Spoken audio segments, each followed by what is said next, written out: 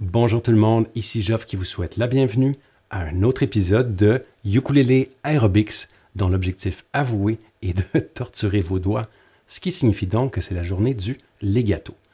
L'exercice du jour, qui n'est pas sans rappeler le fameux vol du bourdon de Rimsky-Korsakov, vous permettra de travailler votre contrôle et votre fluidité au niveau des hammer-on pull-off, c'est-à-dire les martelés et les tirés, dans la gamme de mi bémol. Ça va également vous permettre de travailler un nouvel étirement qui, ma foi, n'est pas piqué des verres, mais afin de gérer vos attentes, je veux être très clair là-dessus, c'est tout à fait un exercice très avancé, donc vous pouvez l'explorer, peu importe votre niveau, mais gérer vos attentes, alors il faut avoir un très bon niveau pour en venir à bout et surtout limiter le temps parce que c'est quelque chose qui est très demandant au niveau de la main. Donc, sans plus attendre, allons-y du côté de la démo, c'est parti! Pour reproduire l'exemple audio du livre, ajustez votre métronome à 105 BPM, là où chaque clic vaut une noire, ou si vous préférez, là où chaque clic vaut un battement-pied, comme ceci. Pour ce qui est de la façon de compter, ça donne donc 1, 2, 3, 1, 2, 3, 1, 2, 3, 1, 2, 3, et ainsi de suite.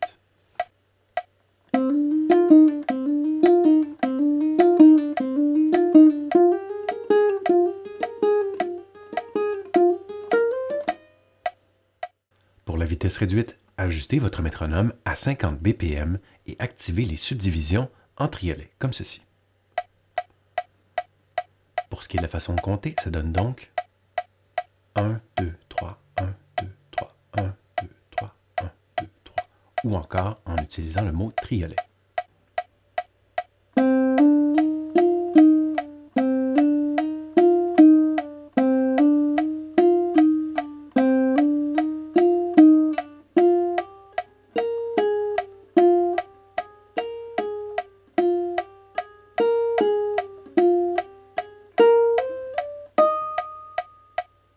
Histoire de bien vous préparer à cet exercice, il y a 3 choses qui sont importantes à savoir.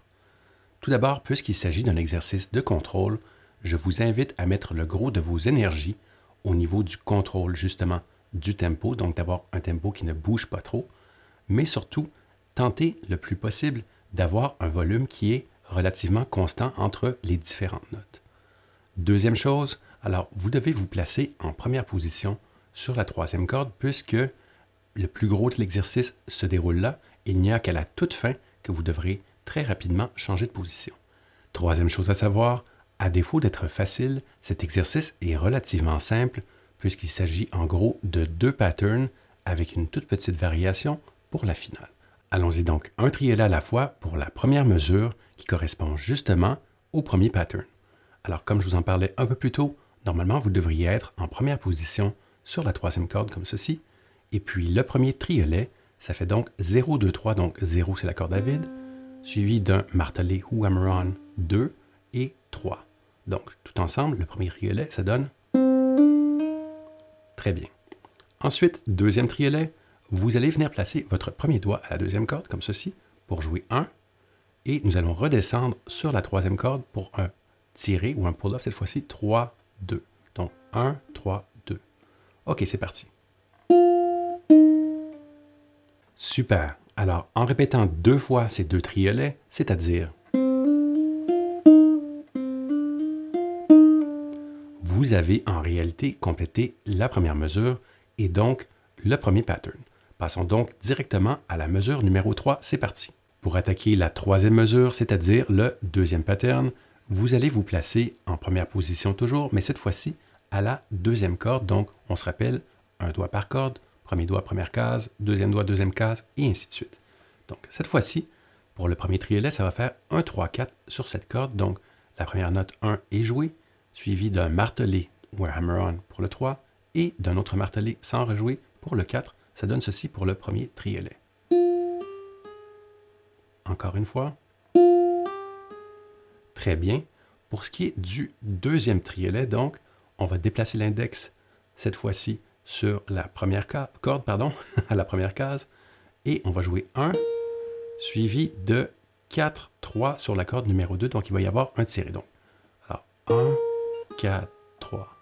Encore une fois, 1, 4, 3. Donc, si on met tout ça ensemble, vous allez sûrement remarquer qu'il est probablement plus simple d'avoir un mini barré. Alors, le secret du mini barré, encore une fois, c'est de faire bien attention à l'angle. Par exemple, si vous êtes trop de cette façon-ci, vous allez remarquer qu'il est assez probable que cette corde-là ne sera pas bien, vous n'allez pas appuyer suffisamment, donc ça ne produira pas l'effet escompté. Remarquez, vous pourriez toujours changer de corde rapidement, mais à mon avis, surtout si vous tentez la pleine vitesse, vous allez vous rendre compte que c'est plutôt difficile d'y parvenir. Donc, c'est pour cette raison qu'on fait un genre de finger roll qui, en fait, nous donne un mini barré. Donc, si on regarde tout ça ensemble relativement tranquillement, donc, premier trillet, c'est 1, 3, 4, suivi de 1, 4, 3. Alors, c'est parti.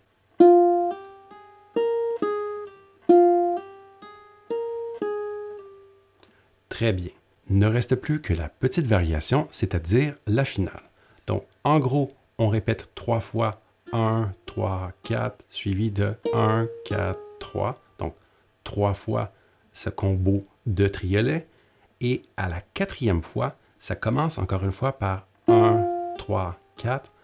Et cette fois-ci, vous allez sortir vos étirements du dimanche. Alors, j'espère que vous avez bien travaillé vos exercices de yoga pour les doigts.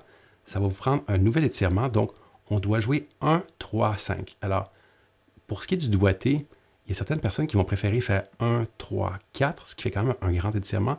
Mais le plus souvent, ça ressemble à ceci. Donc, ça sera 1, 2, 4 au niveau du doigté. Alors, bien entendu, vous pouvez le voir ici à la caméra. La conséquence directe, c'est que mon premier doigt est quand même relativement sacrifié au niveau de la position. Ce n'est pas optimal, mais puisqu'on joue sur une seule corde, ça va le faire. Donc, allons-y pour le 1, 3, 5 avec les doigts 1, 2, 4. Encore une fois. Et puis, à ce stade, vous allez rapidement vous déplacer ou si vous avez des mains extrêmement flexibles, vous pourriez vous étirer. Mais je ne vous le recommande pas parce qu'il y a déjà beaucoup de tension ici. Alors, à ce stade, vous allez vous déplacer rapidement en seconde position pour venir jouer la dernière note. Voilà, ça complète le pas à pas de cet exercice complètement diabolique. Allons-y pour le mot de la fin, ne manquez pas ça. En terminant, tel que je le mentionnais au début de l'émission, le niveau de cet exercice est très avancé. Ce qui signifie donc que si vous désirez tout de même vous y attaquer, il y a 3 choses que je vous recommande. Première chose, assurez-vous absolument d'être réchauffé avant de vous y attaquer.